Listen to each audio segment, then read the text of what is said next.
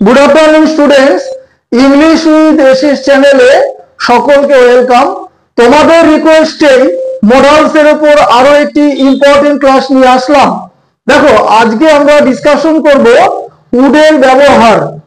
তো এর আগে আমরা আলোচনা করেছিলাম মাস্টের ব্যবহার, একে একে অবশ্যই আলোচনা করব। তো আজকের ক্লাসটাও খুবই ইম্পর্টেন্ট। সেন্টেন্সে কোথায় কোথায় আমরা উড ব্যবহার করব, কম বেশি 7টা রুলস আছে। তো রুলস গুলো আমি ইংরেজি বাংলা মিশিয়ে তোমাদের সামনে আলোচনা করছি।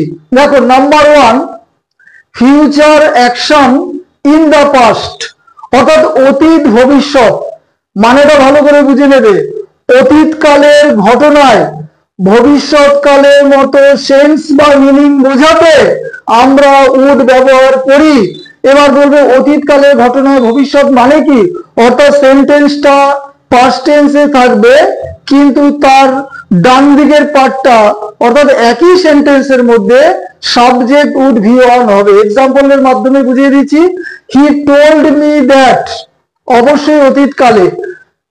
হি উড ডু ইট, সে আমাকে বলেছিল যে, অতীতকালের ঘটনা কি, সে এটি করবে। তাহলে অতীতকালের ঘটনায় ভবিষ্যতের সেন্স বা মিনিং বোঝাচ্ছে। দেখো, he would do it.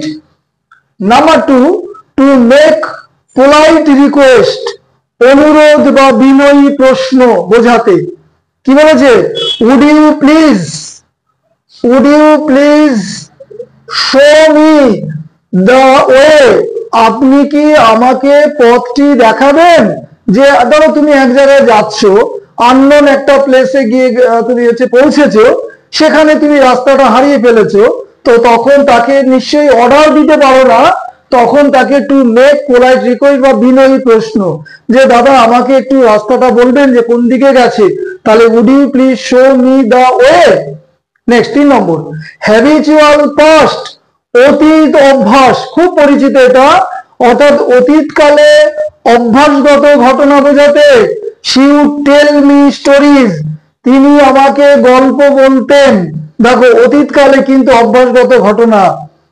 Your grandfather would walk in the morning, এরকম ধরনের আরো অসংখ্য হয় example.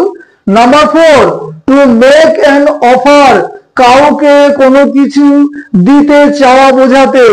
Would you like it to have it, তুমি কি এটি নেবে। এখানে হ্যাভ মানে খাওয়া, অধিকার করা, এরকম। নাম্বার 5, ইনভাইটেশন, নিমন্ত্রণ বোঝাতে। Would you like to come and join us, আপনি কি আমাদের বাড়িতে এসে যোগ দেবেন আমাদের অনুষ্ঠানে। তোমাদের বাড়িতে কোনো অনুষ্ঠান, তুমি তাকে আমন্ত্রণ করছো। Would you like to come and join us. Next, to express a wish, ইচ্ছা প্রকাশ করা বোঝাতে। I would like to join the party, আমি অনুষ্ঠানটিতে যোগ দিতে চাই। ইচ্ছা প্রকাশ বোঝাচ্ছে I would like to join the party. Number 7, to express a desire, আকাঙ্ক্ষা প্রকাশ বোঝাতে। বলছে if I were a bird, যদি আমি একটি পাখি হতাম। I would fly in the sky, আমি আকাশে উড়ে বেড়াতাম। তো এটা যদিও এই এই তোমার আকাঙ্ক্ষাটা কখনোই পরিপূর্ণ হওয়ার নয়। তো জানো এটা লজিকটা কি, এটা দিয়ে পরীক্ষা অনেক সময় দেয়। তো এই হচ্ছে উডের 7টা ব্যবহার, বাংলাতে বোঝালাম। পুরো ক্লাসটা অবশ্যই দেখবে এবং নোট ডাউন করে নেবে। আর ক্লাসের শেষে আমি একটা হোমওয়ার্ক দেই, জানো আজকে ফিল ইন দ্য ব্ল্যাঙ্কস দিয়েছি। Shivam was accused dash theft, THEFT, noun ফর্মে। থিপের নাউন ফর্ম হচ্ছে থেফট। তো অপশন দেখো, অ্যাট, বাই, অন, অফ। এই হচ্ছে সম্পূর্ণ ইংরেজির উপর বেসিক ক্লাস, যেটা মডেলস এর উপর নিলাম। প্রত্যেকের কাছেই শেয়ার, লাইকস, সাবস্ক্রিপশন পুরোটাই আশা করি। তো ক্লাস শেষ করলাম। Have a good night.